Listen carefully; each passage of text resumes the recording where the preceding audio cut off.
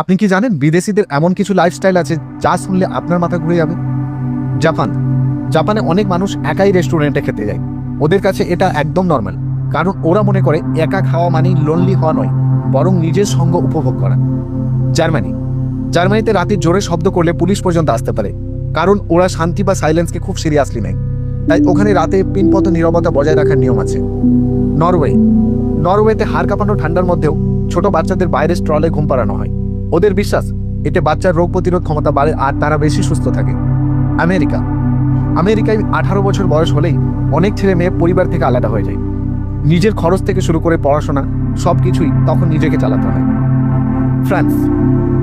ফ্রান্সে অনেক অফিস আছে যেখানে লাঞ্চ ব্রেক টানা 2 ঘন্টা পর্যন্ত হয়, কারণ ফরাসিদের কাছে ভালো করে খাওয়া আর জীবনকে উপভোগ করা দুটোই সমান গুরুত্বপূর্ণ। এই ফ্যাক্টগুলির মধ্যে আপনার কাছে কোনটা সবচেয়ে অদ্ভুত লেগেছে কমেন্টে অবশ্যই জানাবেন। আর আরও ভিডিও পেতে হলে চ্যানেলটিকে ফলো এবং সাবস্ক্রাইব করতে